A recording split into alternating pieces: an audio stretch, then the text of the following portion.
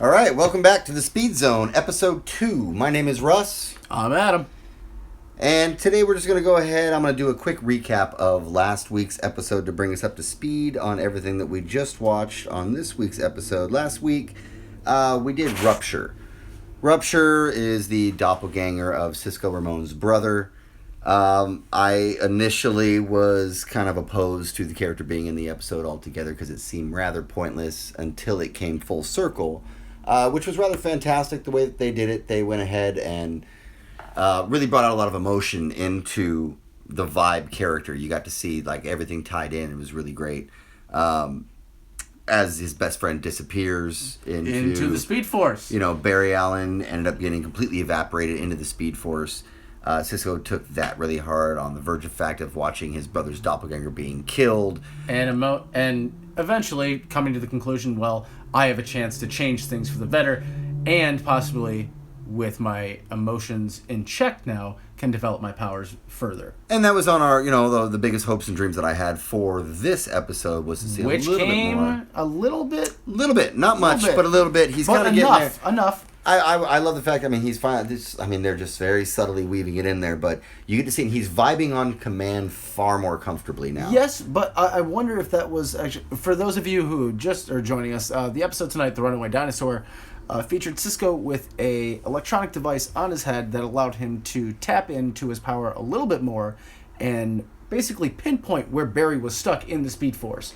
And he also did that with no reservations of fear whatsoever, which is what we've always seen from that character. Every time he's been asked to vibe to try to get something, he's always had the Darth Vader complex. Yeah, he's been worried about turning into reverb, or if he has enough power that he could go to the dark side. And so I always say he's always done it with a bit of reluctancy to it. This week was, without a doubt, fearless in his attempts to.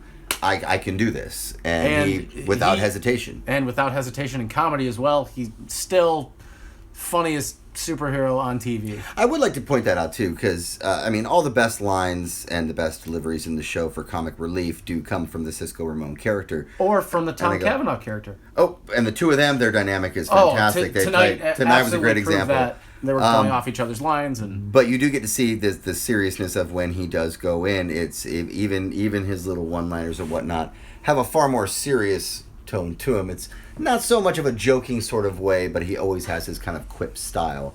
But like I said, you get to see the seriousness of it. I'm really hoping by the end of this season we do get to see the Vibe costume fully decked out, outfitted, and actually utilizing the full range of the Vibe powers. That is a hope and dream, but I'm gonna have to say it's gonna be in season 3 that we're gonna actually see a costume out of him. But they could reveal it in the finale. They could bring something, but we'll get into what happened at the very last scene of this episode we just watched, and I'll say a point why I said we might see the costume. But continuing on with the Vibe, help me out here. Just the development of the character. Yes, the development of Vibe himself.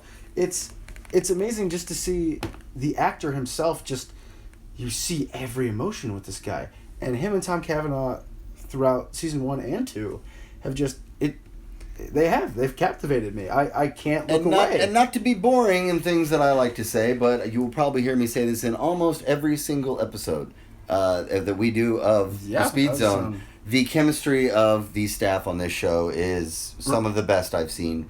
Just because you always kind of know, and I heard this, I'm trying to think where I heard this. I think it was when the Arrow first came out, where he said, how do you know if you collected the right actors to play these roles? The right actors are after one season or so. Yeah. If you can't picture anybody else playing that character, you've won. So at this point, I can't imagine anybody else doing the Barry Allen or Cisco Ramon, and or Professor Wells. That's also part of the reason why the Flash that's coming out is, the recasting is it's a little hard for me to digest, simply because I know it is a multiverse and a different character altogether, and everybody's going to go see it, but at the same time, everybody's got this show is such a smash hit. It's been going and going. Yeah. So that pretty much is going to kind of recap up to last week where it brought us. The first topic that we wanted to hit was just what was going on with the Vibe character and the development of that, because that was something I really wanted to see happen a lot more. And you know what? I'm glad they touched on it this episode. We knew this episode was going to be more about Barry coming back from the Speed Force. And you know what? We got a little snippet of something else this week that I've been hoping for as well, which was the glimpse of Wally and Jesse Quick. Jesse Quick. Now, see, okay, when we were initially talking about that at the end of our last episode that we did here on the Speedzone, we were talking about, I really want to see him. You got him to see hit with the dark matter. You know it's coming. The Kid Flash has been they've been teased all season long, but we've seen nothing of it. The fact that he just up and walked away, casually walked away, and just went home. I mean, literally, they said, "Why don't you go ahead and go home?" While you have Jesse Quick, who's in a coma. In a coma, same coma as Barry was, in the exact same way, unexplainable coma and whatnot. You're kind of going like, what's going on here? But my question is, you think it's latent with this Kid Flash? Or do you think that Barry somehow has to activate it within him? I think it could go either way. Well, I believe it was you that was telling me. For those of us just tuning in, I don't know if I've ever accurately explained this. On this particular show that we do here, my cohort here, Adam is an encyclopedia of comic book geekdom and knowledge. I have a modest information level when it comes to the facts of how the comic books were originally laid out. But I act more as the voice of logic and reason. So I do believe that it was you, my friend, that told me. I always know that Kid Flash was never as fast as the Flash. That was always never as fast as the and Flash. That was always because did he not get his power from? It wasn't an accident, but it was the serum. It was a serum, if I remember correctly. So that way he was never fully tapped into the Speed Force as Barry Allen was. I just don't think he was as fast as Barry Allen. I don't know. There were several different renditions of Kid Flash, but I mean, to tell you the truth, it could go either way. Because I'm thinking that's kind of maybe the same thing. They're going to go like perhaps Jesse Quick and Barry are linked. I'm thinking. Well, you could also. I mean, I could also do an opposing argument and say Jesse Quick and Kid Flash are going to have to divide the power because they got hit by the same dark matter pulse. It's possible so neither one are going to actually be as quick as the Flash. Leaving the Flash for the sake of the show and the writing. The show is called The Flash. Leaving him as the leader. He's the most powerful. He's top of the heap. Yes, but he's going to groom them up. So basically you're thinking that it's going to be the Cisco effect where it's not going to be, right away. It's probably going to be mid next season before he actually starts jittering and it's possible, but it's also like you said, he obviously they made it very clear that he has a direct connection to Jesse Quick. He, uneven knowing why he himself did it, walked immediately to her in her coma, touched her hand, transmitted some Speed Force back to her, or the connection was made between the two of them via the Speed Force. Via the Speed Force. And she immediately woke up, was like happy, she was a little ray of sunshine. And you know what? I loved it. I love the fact that he activated the Speed Force within her, and now Barry is in complete control of his Speed Force. And they even said it in the show. It was for those of you who are joining us, the Speed Force took on members of people in Barry's life so that he could, understand things a little bit easier. So we're getting that in a moment, obviously, but they basically touched upon how Barry's speed is connected to the entire world. The birth of the universe, in fact. The Speed Force was the first thing to come out of the Big Not even Bang. just the birth of that, but it's there in the beginning, the end. We'll get that in a few minutes. But my hopes for Wally and Jesse Quick, I want to see some speed this season. At least a jitter. Something. I think for certain they're going to do Jesse Quick. They've already made that very clear. She went through the exact same process that Barry Allen did. He is actually the one who transmitted a Speed Force connection to her and brought her out of her coma. Mm-hmm. I go, but I don't know if they're just kind of misleading a little bit, doing a little sleight of hand. in regards to Kid Flash, because, in this episode, Joe was trying to find out if something was going on with his son or not, and he dropped his coffee cup on the ground, and he just looked at him like, what's wrong with you? Had to try. No reaction, no nothing. And they literally, in the show, he got hit with dark matter, he woke up, they said, you know what, danger's coming, you need to go home. And he's like, okay, I'm going to go home now. And it appeared completely fine the very next scene that you saw him in. We'll see what happens next week. We will see what happens next week with that one. We are going to move on now. We're going to move on to this Barry's is the big topic of the day here, which is Barry's journey in the Speed Force. Now, last week's episode, I plainly said and predicted that they were going to be doing the Christmas Carol episode, which I gotta give you credit. I gotta give you credit. Every show does it. I'm not always a fan of it. It's always a very sentimental type of an episode. It's an emotional, reaching episode where the hero of the story goes through whatever, even if it's not known to him what is holding him back, or his resentments and it's figments that are very well known to him come to him in spirit form and straighten him out. And there's lessons to be learned and this and that, and you always come out stronger on the other side, and he's a better hero for it. And you know what? It was necessary for him to essentially become the Flash. There are a lot of shows that have done that, and I have and just failed it was miserably. Stupid. Miserably. It made no sense to do it when they did it. It didn't serve any real point in doing it, no big changes came from it.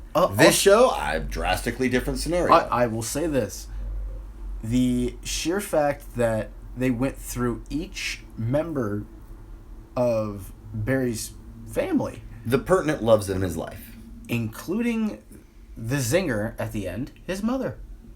And that's his biggest resentment. It's his resentment because he can't accept it. Well, that's the thing. It's if you want to go on any sort of superhero lore, I mean, every superhero, it's not about the ones you save. You can save 1 million people. It's about the one you lost. Yeah. I lost this one. I failed. Here is what drives them. Bruce Wayne, his parents. And that's Superman, that's his parents. The biggest scenario you could ever get is the Bruce Wayne complex. I mean, yes, but the journey through the Speed Force, really, really pleasantly surprised. Although I was a little shocked it wasn't a little bit more...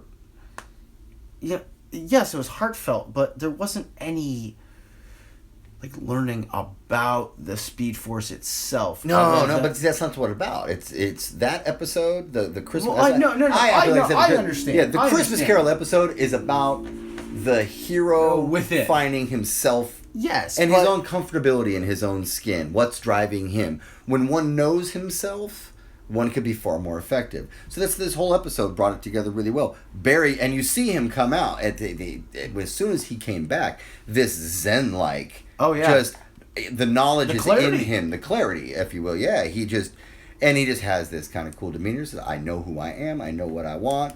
And he obviously displayed a little bit of little know-how on the Speed Force by instantly creating a gravity field to charge up the superchargers. Without anybody saying, hey, do this. Every single time you see him do something, it's always Cisco or it's Wells saying, hey, do this. Hey, do this. Barry just did it. Didn't ask for help, didn't ask for an opinion, just knew what to do and handled business like the Flash would. Should. And we haven't seen that up until this point, which I gotta say, I love the fact that we're seeing Barry develop more and more. This season was about him becoming the hero he's supposed to become. Correct. So, coming from episode 1 of this season, the man who saved Central City, he was very low on himself. He didn't have any confidence. And now, by the end of this season, he is a completely changed man. Yep. I love that the story flows. He has truly become the Flash. Yes. And that's what this episode, I think, did a great job of doing. I agree. And where it's even his mother, you're ready. That's the final words from his mom. You're ready. Run, Barry. And that's it. And then he emerges back into our world. I do love the fact that when they kind of started explaining the Speed Force, though... They talk about the beginning and the end. And all. Talk about the beginning and the end, whereas, when the Big Bang first happened, he goes, those particles... When a molecule dies, we're there. We were there. When the last molecule burns out and it goes into eternal flame, we as the Speed Force... that's again, too, we both kept looking at each other because they kept saying we. So, never... I'm guessing, and this is a complete fabrication, whatever. I think the Speed Force itself, is a collection of speedsters, not only that have perished because of either going too fast, but have been taken by wraiths. I think the Speed Force itself is literally life and death. Well, I mean, like I said, the Speed Force has existed since the dawn of the universe. So It was the dawn of the universe, from what they were saying. Well, it was a splitting. Mm-hmm. It was when the universe opened, reality was created, and the Speed Force was created. So it's at that point you go, all right. And Barry even said it. So now, I'm yeah, talking that like light or air, gravity. Yeah, like gravity. Gravity, like it is an absolute force. Do you need a minute? Just one more quick minute to recap on this. We try to keep these little segments down to about 5 minutes, and as to not bore out the audience. But at the same time, you got to go. There's only so much you can handle for. Yeah, from the dawn of time to the current state, I would agree with you. It would make sense that they've collected speedsters because they made it very clear in this episode that they have gifted the Speed Force to Barry. He was chosen. Yeah. And so there are everyone throughout time, be it they screw up or not screw up and go light, go dark, why whatever. Zoom was gifted. We'll find out next week. I guess we will. Speaking of that, that is a perfect time to segue. Great segue, my friend. That was perfect. Zoom, at the end of the episode... I gotta say, I do not remember them leading into anything about Zoom's army. I knew he was going to collect a few soldiers like he did before. So, Harrison Wells, Earth 2, if you're just joining us, has said in the past that Zoom did 2 things on his Earth. He killed the police department, and then he gathered a bunch of metahumans to serve him, and the ones who didn't, he killed them too. I get that. I wasn't expecting to see it as an army. It was a complete army in the police station. I gotta love that scene. And I love the fact that it's run by somebody we already know. It's gonna be run by Laurel Lance, the Black Siren, of Earth 2, leading that army. I'm of torn mind on that one. You're a torn mind because you hate her in the show. That is the only reason you're torn. Now, folks, I love Arrow just as much as the next person, and I will watch it till the end of time. How they ended with Laurel Lance, I thought it was perfect. I was just happy to see her go, man. So I guess no. I was happy to see her story go full circle, and now, it's cool to see her in another show. But give us some time to recover, people. Yeah. I wasn't knocking the actress for playing her. I was just knocking... No, not the actress. I'm knocking the way that they went this round robin thing with that particular character. Now, but same thing the way they did with Killer Frost in this show. Although, I don't believe Caitlin is played very good as a Goody Two-Shoes character, but when you threw her into the Killer Frost uniform... so good. I think she was made to play that role. So, perhaps you can bring her in as Black Siren, and I'll be thoroughly pleased with her just playing the dark side character. And you know what? I hope to see it. And I mean, it was just a plethora of them down there. I mean, it was just... And we're about to see metahumans that we've never seen. Yeah, and that's because they can just make shit up. They can make up whatever they want now. I mean... Jay Muse was actually one of the ones that we saw. We had no idea which one, but he was down there.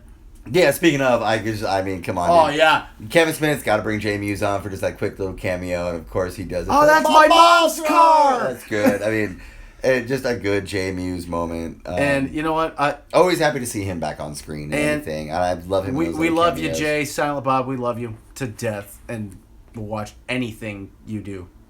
Ever. Zoom's Army is obviously going to be... We have 2 episodes left this season. It's going to be a madhouse. But see, that's also where I think that you're going to go... Jesse Quick. That's where I'm thinking. Vibe. We could potentially, in the finale, Vibe could step up. This next episode will tell. And see him with his hand... the next episode will tell because he was the right-hand man of Zoom. Reverb was the right-hand man of Zoom because he was the only one who could potentially kill Zoom. True. No. He had the power. Yes, he does. He had the power. Shatter his nervous system. So it's... Ooh, speculation. Barry does not beat Zoom. Vibe does. That is quite possible if you slow Zoom down enough and he just ba-boom out of the back. Well, if you catch Zoom in a stopped moment, sure. No, but now, mind you, those who don't know what Vibe's powers are completely, he has the ability to basically shift and make contact between multiverse.